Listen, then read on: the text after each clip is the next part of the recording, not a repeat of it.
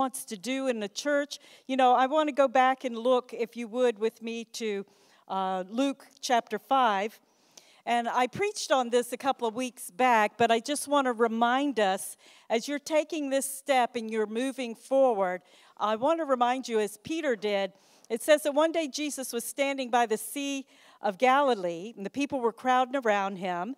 And Jesus saw the boats, and then he goes out, and it talks about him getting in the boat with Peter.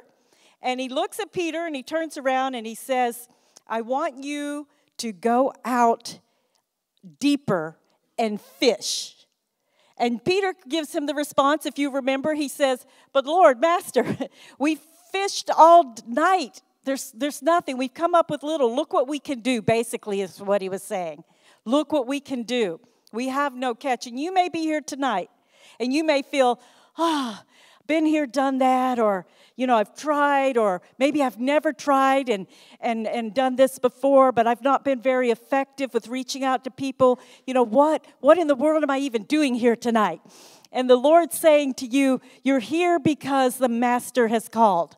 And because the Master has said to you, go back out and launch again. And you're like, oh, okay, you know, I don't really know what's going to happen here, but you're the Creator, you're the Master. You have the words of life and truth. And sometimes the Lord wants us just to obey Him. And He says, you do what I say to do and watch. And so as we see in this, we go, as He finished speaking and He turns and Peter goes back out, we see that He begins, when they had done so, in verse 6, He says, they caught a large number of fish. There were so many that their nets began to break. So they motioned for their partners. They had to have help. So many fish got into the boat. And so they came back with it filled.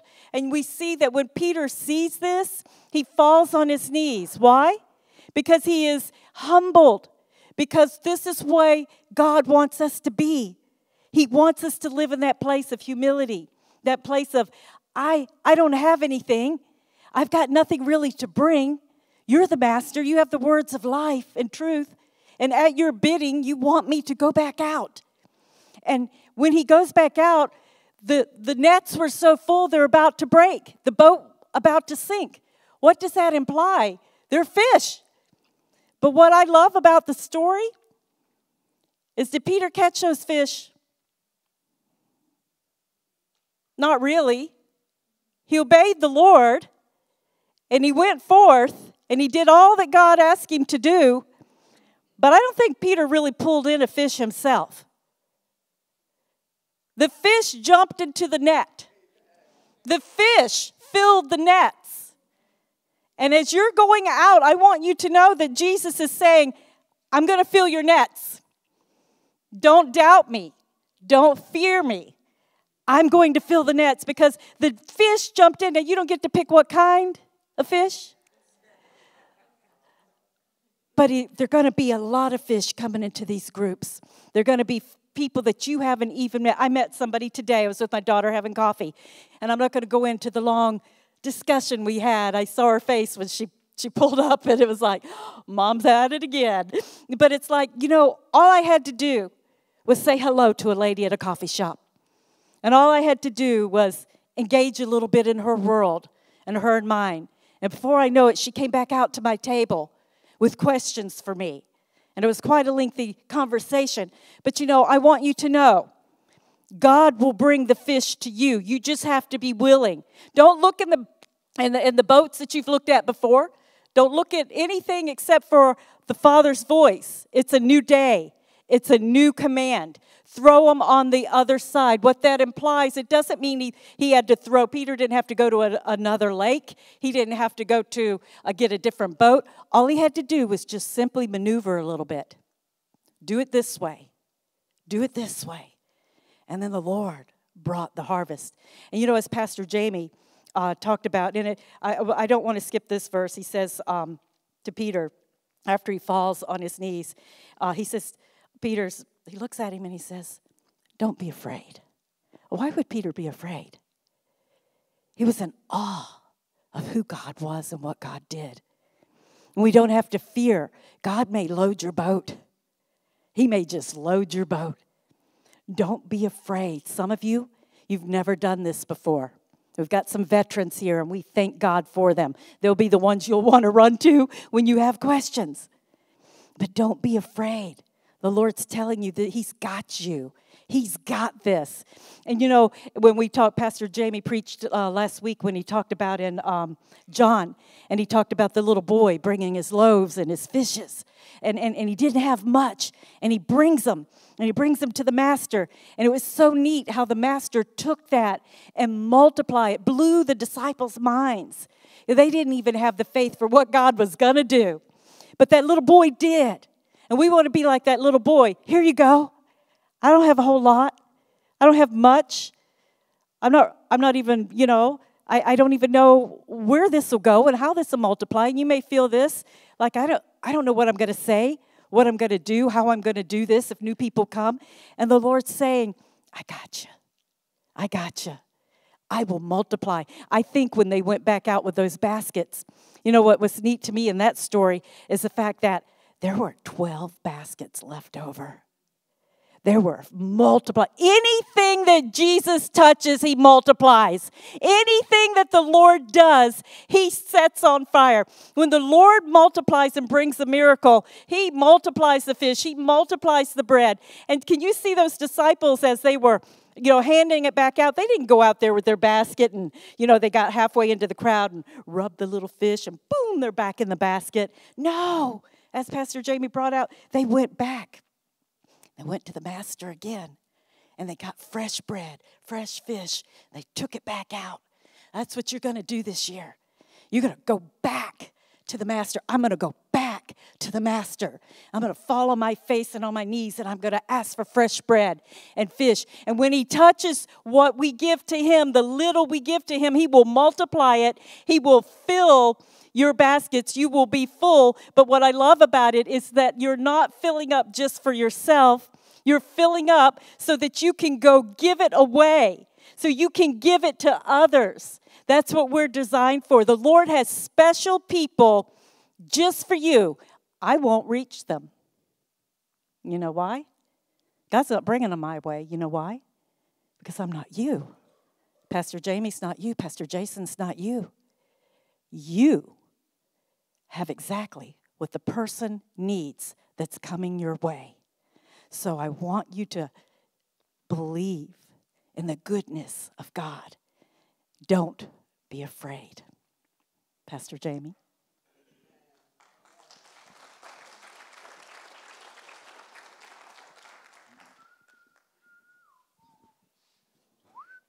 When you see that 153, you on the boat, it's a symbolic number. We're going to talk about on the weekends. We're going to call the series Table 153. There's a place for everyone.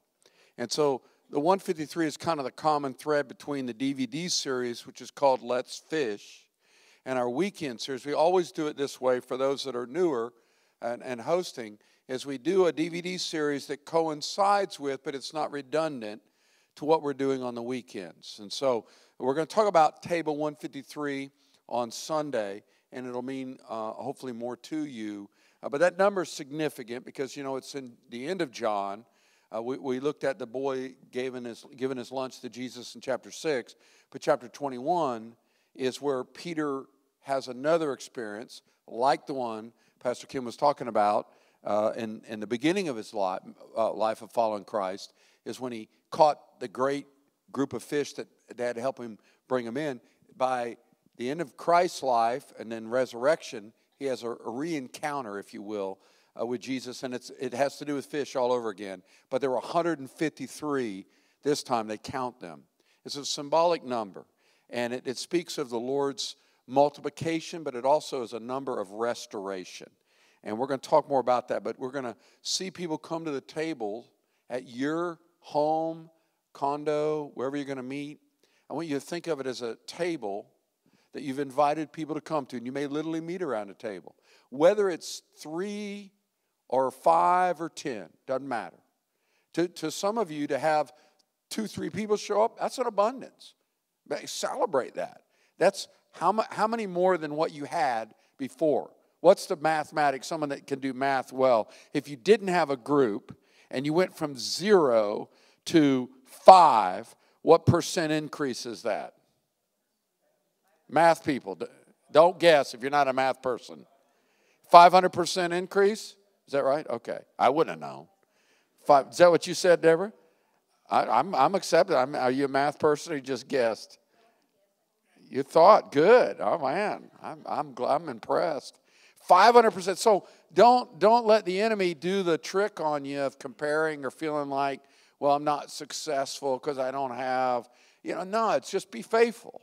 It's all Peter did. He went out, did what God told him both times. One time he put his boat back out to the deep. Next time he went out, put the nets on the other side.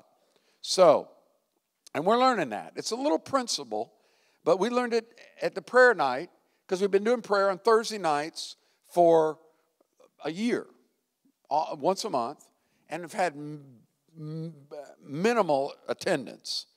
12, maybe 14. It was good, but, it's a little frustrated because I was like, man, but we just moved it one day, and we had 75, 80 people there this past Friday. I don't know how many we had. It was a huge turnout. It was amazing. And all we did was throw the nets on the other side. Sometimes it's as simple as you change the day that you're going to meet because there's 3 more people that could come on that day if you move to the other side. Sometimes it's not always, when I build a fire up in our cabin and the fire's not going really good, you don't have to take all the wood out and start over. You get your little prodding pole, and it's only you just lift one log up a little bit, pull another log over a little bit, all of a sudden, it just, because it needed ventilation. It needed to breathe. So it's not always massive changes that make things do better. It's that simple, as Pastor Kim was talking about, listen to what the Father's saying, and they can give you the reminders to the people that you're reaching out to. I would start now certainly trying to invite people. Don't say, hey, I'm not trying to harass you here. If it's okay with you, I'm going to remind you every week we're having group. If they say, no, I can't make it, then we're not into harassing people to Jesus. But a little reminder, a little text message, hey, having group tomorrow, love to see you. It's going to be at this time, just a reminder. I lead a pastor's group that we've been meeting together for probably a few of us for over 20 years on Mondays. But I still have to remind them that we're meeting on Monday and what time. We meet the same time, same place, same day, every week. But I remind them, they get a text from me, and it's like, and sometimes, hey, I got this, I'll be there, and these are leaders. And they still need a little reminder that, hey, we meet on Mondays at 11:30, and so a little reminder. People forget, the week gets busy. Don't think, well, I talked to him at church, just that little reminder ahead of time. So let me tell you a couple things. So Sunday will be like a launch day. We will have people that sign up that say, I want a group but don't know where to go. Pastor Jason will have those names. He'll distribute them to you as needed. But, you got to do your own fishing. I'll tell you what, Bob and Christine, I don't know if you guys still practice this or not, but one of the best ways you can fish in the church is do missionary seating. It's just move where you sit every week. Bob's like, don't give my secret away. Normally I can find people because I know where you sit. I just know, and I know when you're not here. But Bob and Christine, you never know where they're going to be. They move. They're indifferent because they're meeting. You meet pockets of people that sit in different. If you sit in the same area all the time, you'll know the same people. So one way is missionary seating is just go and sit in different places in the church. Go to a different service. I mean, it's just, you'll meet, come up, watch who's eating breakfast. And just as you get to meet people, hey, have you found your way to a group yet? No? Hey, love to have you come to ours. And we take the stress off because we do the DVDs, which are essential to show. Now, there may be exceptions in the group where the Lord breathes on it. You just have a crisis going on. You don't get to the DVD. But if that's every week, then you're not one of our groups. You're one of our groups if you're showing the DVD on a regular basis and going through the booklet. So we're all on the same page and we're growing together in our Let's Fish series. Building up to Easter, which we're going to start registering people to baptize and wait between now and Easter. Now, some of you have got your contribution letter already. How many got it already? Okay. So you've got the news in there that we're moving. Did you get that? If you read the letter. Oh, it's a contribution letter. Yeah. We put a lot of work into that thing. Jason does. We tell him what to say, and he makes us look good. But we're moving. We're moving. Should I tell y'all where we're moving to? Can you keep a secret? That's a harder question. Now, you guys did pretty good. Those of you that knew we were going to Greece, how many of you knew ahead of time? And you didn't tell Pastor Kim? I know Richie said he literally ignored being around Pastor Kim for 2 weeks after I told him that we're not coming back from Israel. We're going to Greece. He avoided her because he said, I know I'm going to blow it. I'm just going to bring it up because it's on my mind. Oh, you're going to Greece. And you guys kept that secret really well. But I want to create some suspense in the vineyard about that we're moving, because we are. And so I don't know whether to tell. I don't know. Should we tell? I don't know. Make them wait. Let them wait. All right. Like you like to wait on things. Yeah. The queen of tell me now. Don't keep a secret from me. All right. Since there's a good principle in the scriptures. John Wimber, that founded the vineyard, he would teach on when Jesus turned the water into wine. The servants knew that they carried the big things of water, and they knew that's water, and now it's wine. And John Wimber would teach on the servants know. If you want to be in on the know in a church, serve. If you don't want to be in on the know, then don't serve. So you're serving. You've said, yes, I'll host. So just keep it a secret, and you can have fun with us. But what we're going to do, and again, that's not set in concrete yet because there's still things we have to work through, but we're not going to be here on Easter. We're going to relocate. And we're going to rent a 10,000 square foot tent, which could hold 1,000 people. And we're going to put it, we started thinking we're going to put it in the parking lot, but it was such a nightmare trying to reclaim the and you got to have 2 days to set the tent up. And to get cars out of there, a lot of you know what we did to try to, with farmers market, and then the new paving, the city is going to want new poles stuck in the ground. So then we were going to move, because we're operating on this principle, throw your nets on the other side. We went right down the street here where the bike night, they have the concerts. But it's all dirt. And one of our pastors on staff, and I'm not going to name him, I don't want to embarrass him, but he's got a little girl, and it's not Pastor Jason. So I'm not going to name anybody, but he's like, my little girl's going to get her dress dirty on this dirt. And he's had tears in his eyes. I mean, he was moved by it. It was really a burden. I don't see him in here, but he would have exposed him. He's what? He had a headache. He'd have a real headache if he knew I was talking about him, whining about his little girl getting her dress dirty. So anyway, he made another suggestion, and so we're going even further away because we're going to go, we're going to go on Cape Coral Parkway where the tower, where they have the there's big giant, remember I preached about Jesus, they made him lie down in green grass, and that'll mean more to you. Well, Pastor Charles found the grass, which is on Cape Coral Parkway, which is where they put the tent up to sell Christmas trees and stuff like that. We're going to rent that property for Easter week. So we're going to have one service. We're going to do a baptism at the end of it. We're going to have a festival there on Cape Coral Parkway. So it's pretty exciting. It's not going to be an air-conditioned tent, which is really expensive. So, but, it's April, and we'll have fun. We got a lot of work to build up to, a lot more to tell you about it, but I just, at least, but don't keep it. You can have fun with people. So, I don't know, we are moving. You can agree with them when I talk about it, because I'm going to play with it for some time. We'll just tease it. And just you can be part of I don't know what they're up to. They're always up to something, And I hope you don't get the idea we're just doing something to do something.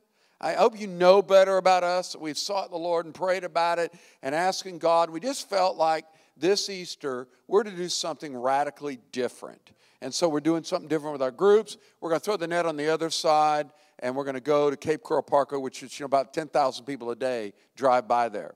And so it's going to be interesting to see what we're going to do, a big giant Easter. We got lots of ideas. We're not doing snow. So we'll do that. That's coming up, and we'll do a big baptism. I want you to believe it. Maybe we'll have who knows how many people. Just pray. Maybe some of you haven't been baptized yet. Some of you could get baptized again. We don't care. So we're going to have fun. That's coming up. So I was going to seem like there was one more thing I wanted to tell you about, but it may come back to me. Let me field a few questions about what we're doing. Not about Easter. I don't want to talk about that now. You can talk to us privately about that. But let's talk about group life, what we're doing, how we're doing it, concerns that you might have, something that's not clear to you. Let me see a hand or, suggestion. Yes, ma'am, Angie.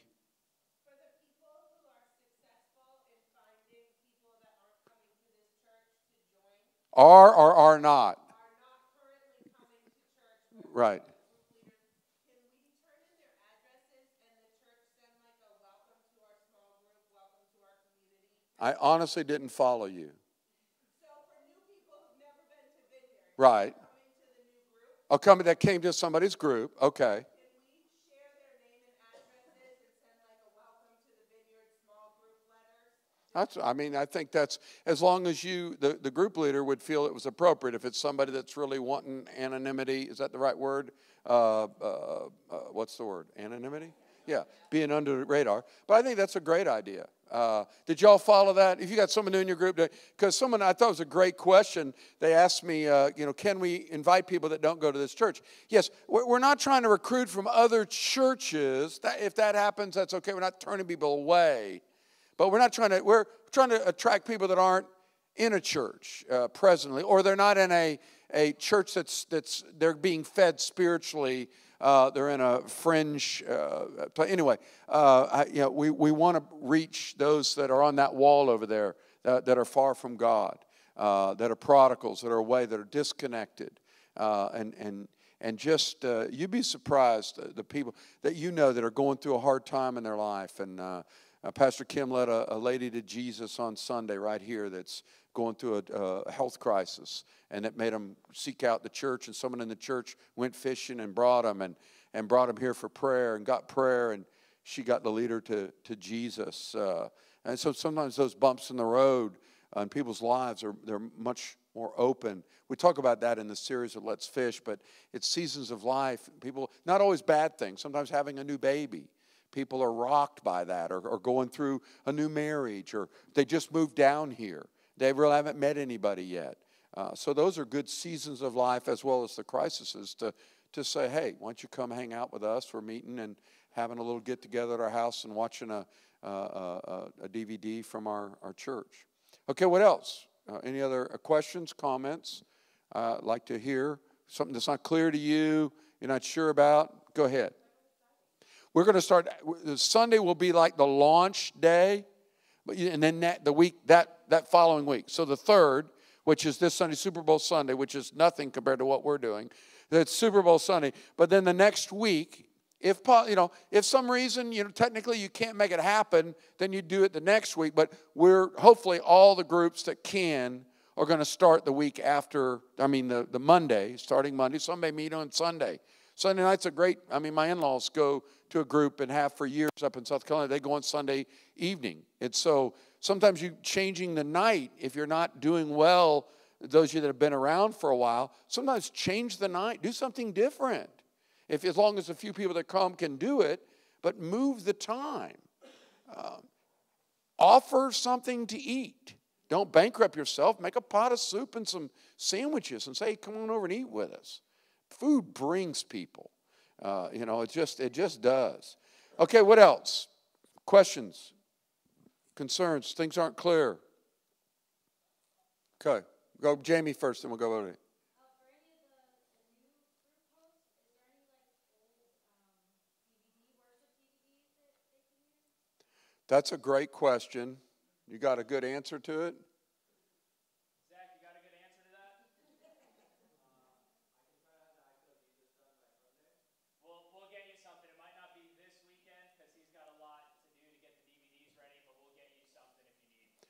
Some groups show a worship CD and 1, 2, 3 songs, sing along. If it's a newer group that really new people, I wouldn't recommend it the first week. I wouldn't try to sing. I think you'd introduce it the second, third week. If it's a newer group of people, if they're veterans, and that's different. But if it's a newer group, just hang out, show the DVD, follow the book. Maybe the following week, if you want to introduce a song, they can just listen to it. And it's important for groups. And here's the thing: if I was a group leader that wanted to kind of help stir my group up, I'd pay someone like Zach money to come to the group and bring his guitar and lead in some worship. That's what I'd do. I mean, I'd pay. You give them $20. There are people. I'd take some. I'd get Lara. She'll come a little higher with what it costs. Offer her free child care and pay her. Then she'll come lead worship at your group. And you go up the ladder. You're going to get Kelly. It's going to get real expensive. She's going to probably need a diamond ring. Then she'll come by the house. But, getting people that that can carry a tune and play the guitar and have them visit one or twice. That's a fun thing to do. Roving musicians. We've done that in the past. So, all right, Angie, you had to go ahead.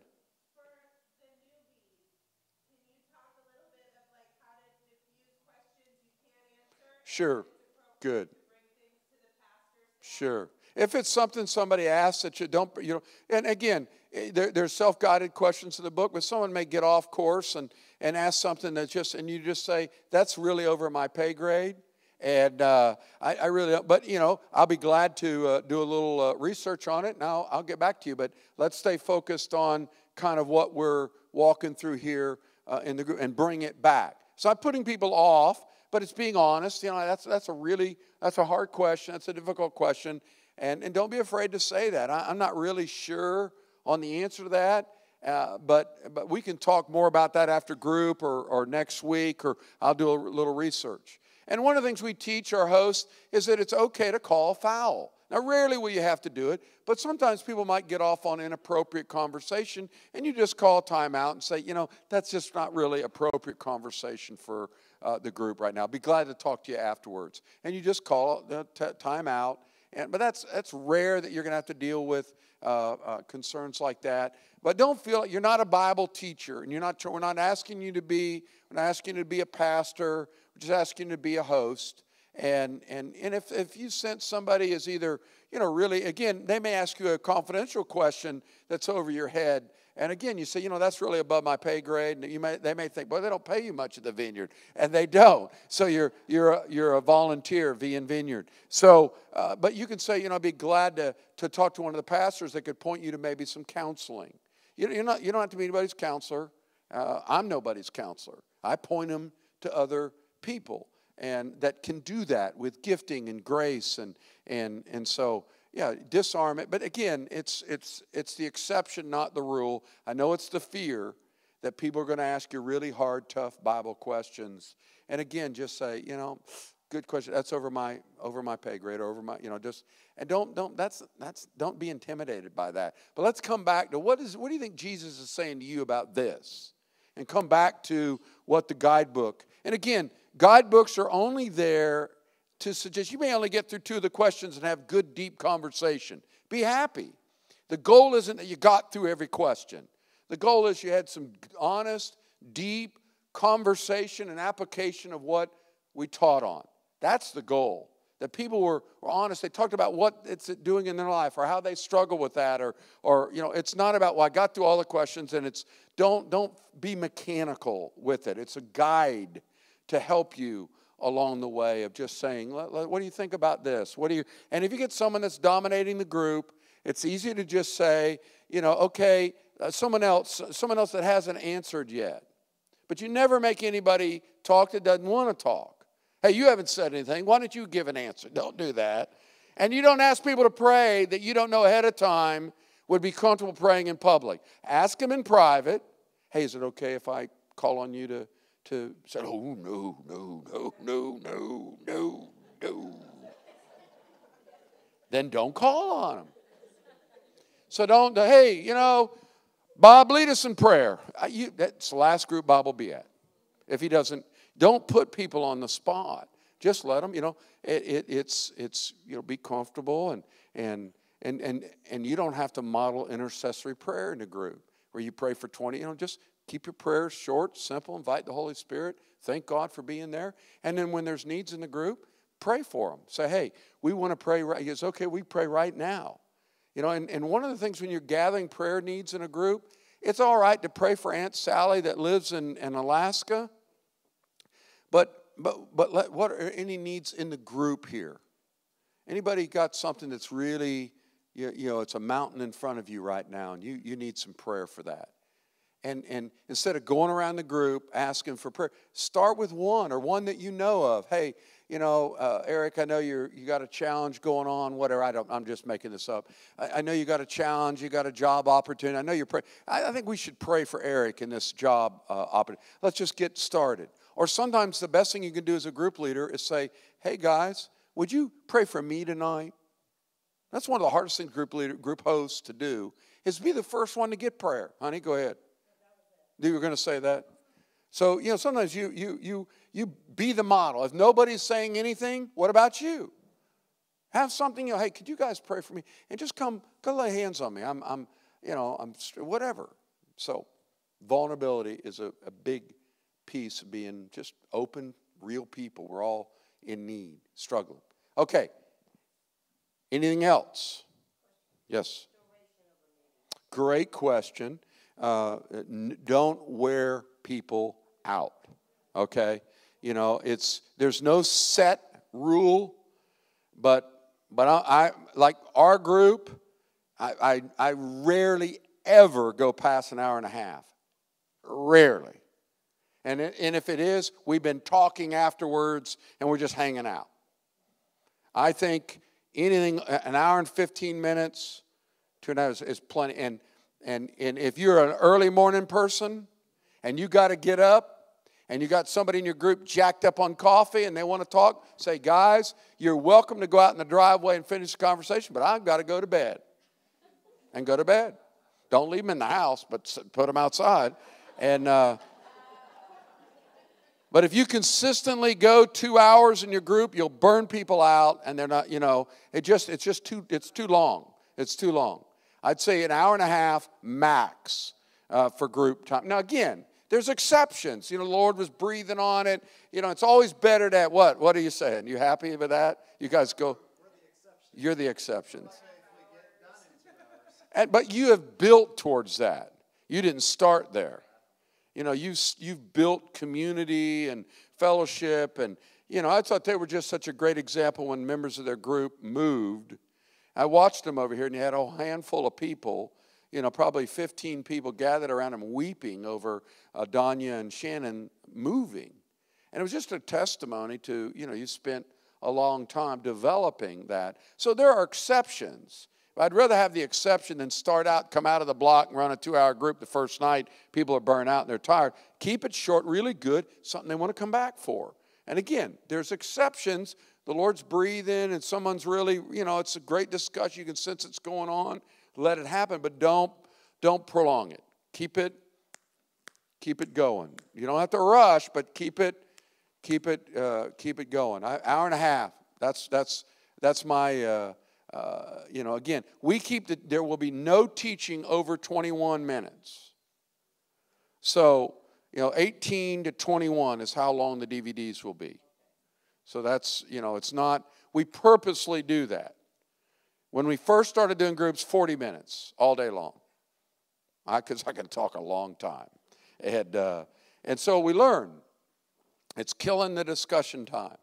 And so we purposely keep the groups, the teaching shorter so that it's not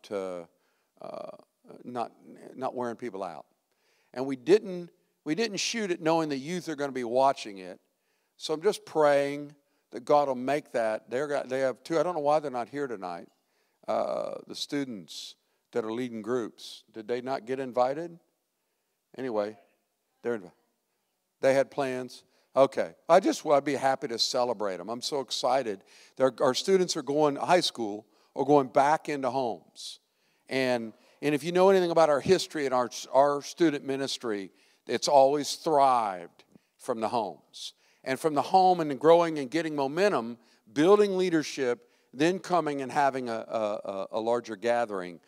So I'm excited about the youth, the high schoolers going into homes. I think they have two homes that are going. And so it's really, and I know Ken and Vicki have stepped up, turned your group over, and you guys are going to help chaperone one of the groups that we're recruiting some of our younger millennials that used to be part of our youth ministry. One of them, our youth leader, used to come to me crying back then.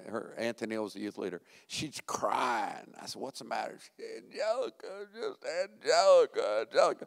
Angelica was at one of our, she's now married, has her own kids. She was at one of our student groups, serving now as a chaperone. Was she at y'all? Was she with y'all? I don't know if Angelica was there, but she's at one of our groups. And so it's so cool because there's no kids going to know anything, get anything up on her. Let me just tell you, she brought our youth leader back then to her knees. I mean, she was just a fiery, she was basically leading the student ministry when she was in high school. So it's so cool seeing them grow up out of the youth group, come back around, and now helping serve in that capacity. So we're really excited. We've doubled in our groups, which you couldn't make happen. It's the Lord. You guys have been willing to step up to say, I'll do it, and I'll go out to the deep end. And remember, you get an A for just saying, I'll try. So just don't feel like a failure. Whatever doesn't happen or happen, you can only, like Pastor Kim was saying, you can't make the fish jump. You can put your nets out. You got to ask and pray and make yourself available, but you can't make your group be more than whatever it's going to be at the time. But don't give up. Don't be discouraged. God will honor it, and you'll grow more than anybody else in the group. Because it's like, oh God, help. It's good. I'm not sure. It's good. That's good. That's how we all grow. I do it. It's how we grow. Is that taking that little more responsibility and stepping up and saying, okay, Lord, I don't want to just be a receiver. I want to be a giver. And when you give, God's going to give you more back. Bless you. Any other? Go ahead.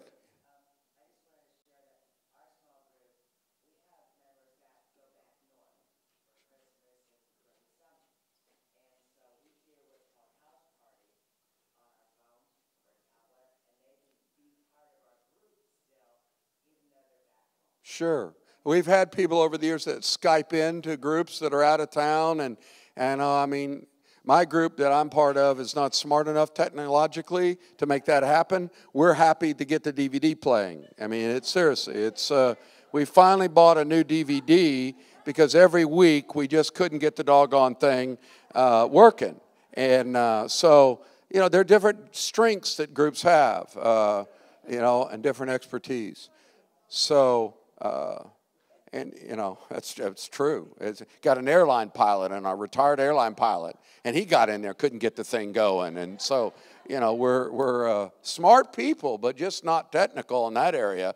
And then I got on the Jason because I blamed it on the DVDs. So those doggone DVDs are not working in our group. He came by the house and played it on the DVD there. So it was user error and not the DVD. So, but sometimes you can't. So pre-try the DVD.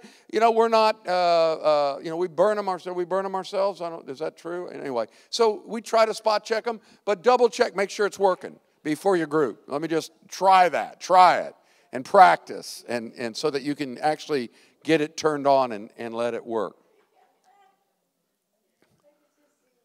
Okay, we're going to pray in a minute. Do you want to come on up? Do you want to add some things to what we said? And then we're going to have some prayer for everybody.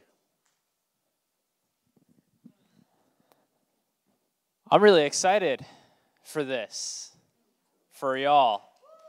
This is going to be awesome. Kenna, you're not still back there. Oh, you are. can you put the one slide I added?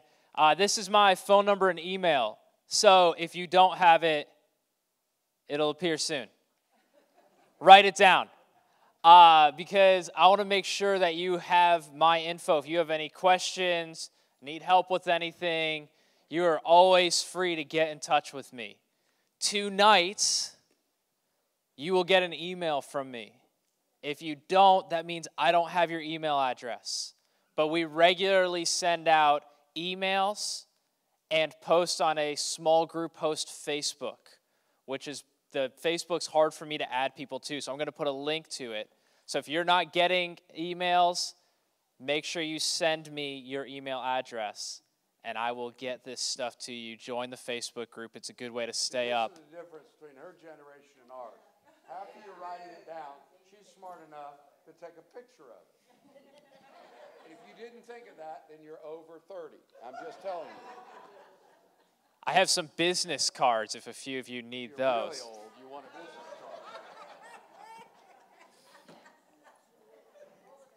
Hopefully, if I don't have your email, that means if you're a new host, you have not gotten any information. We have a little host training video that's really practical, answers some of the questions even that we've been talking about tonight. So make sure you check that out if you're a new host and you haven't. If you're a new host and you have watched it, have your first group, watch it again. Because you'll find that it'll help you kind of answer some of the questions that you came up across during your group. You'll get regular weekly emails from me about stuff that's going on, some encouraging things. So a few good tools that I need to have your info for. A few things to know about the booklets that you got tonight. There's journals in those. Encourage your group to go through them because they're really valuable. In the back of the booklet's a spot to write down prayer requests. That every week you can track what your group is praying for. And as we talked about praying for people, every small group, at the end of the discussion questions, there's 2 questions that help lead into ministry time. That says ministry time questions right above them. When somebody answers one of those questions, let them answer and then say, hey, can we pray for you? Because those questions lead right to a good time to pray for people. All of the journal and videos and notes is going to be on the Cape Vineyard app too.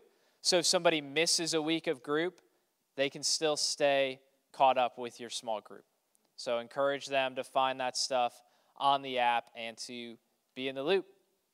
I'm really excited for y'all that are stepping up and y'all that have been doing this for a while. I can't wait to see the fruit that God has for us from this, because your role in hosting is going to play a huge role in that 153 over there. So thanks for letting me be part of this team, and I'm excited to see what God does over these next 8 weeks.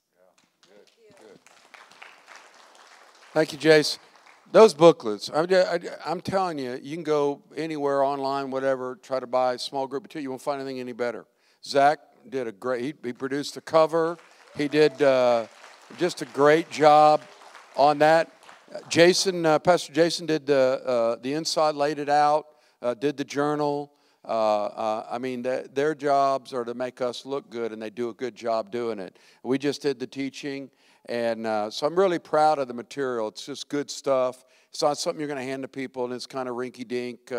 It's real deal stuff, and I think you're going to find it's helpful, and the Lord's going to do good stuff. So here's what I want to do.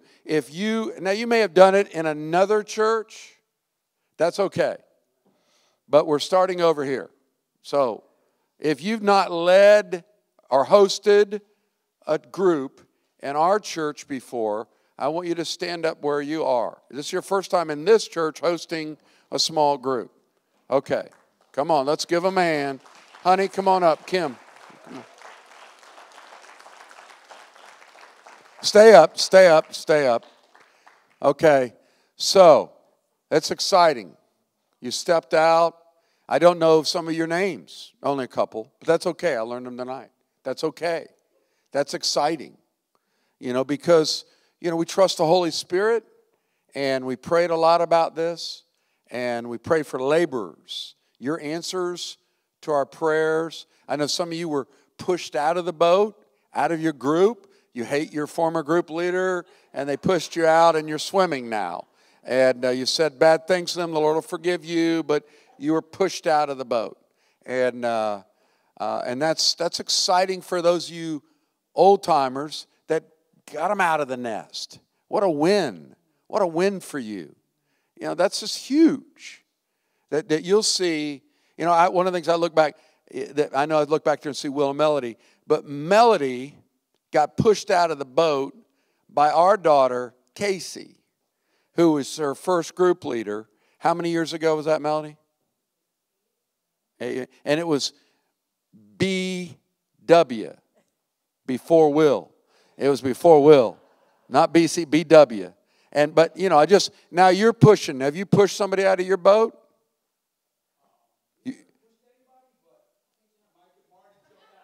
Mike and Mike.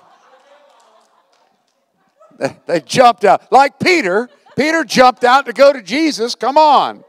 I love it. But that's so cool. That's so cool. I mean, you know, they're grandchildren for you guys. No, they're children. Children. They're not grandchildren. Anyway, so that's exciting. That's exciting. Okay, here's what I need. Those of you that are group leaders in the past, I want you to find those that are standing so that get a look around to where you're going to go, because it'll get confusing in a minute. I want to make sure everybody's covered, and we'll come down and help. But I want to gather around them. And don't pray, don't discourage them. Don't put fear on them. You got to put faith in them. We're going to believe God to anoint them afresh, that they'll represent Jesus well, and they'll represent the vineyard well. They'll learn who we are. As Wimber said to us when he prayed over Kim and I, John Wimber prayed over us, he said, Lord, don't let them just take the name vineyard. Let them get the game. So he didn't want more leaders that just wanted the name. But back then it was cool to take the name vineyard. But he wanted to make sure that we had the DNA, that we had the vineyard. We smelled and tasted and looked like a vineyard. And so group leaders, get up, find them, lay hands on them. Invite the Holy Spirit to anoint them afresh. And if they don't have a name tag on, ask them. You're going to have to spread out. Come on. It's like one couple. Simon, are these? They're all ladies. Deborah, you're on so many. Kath.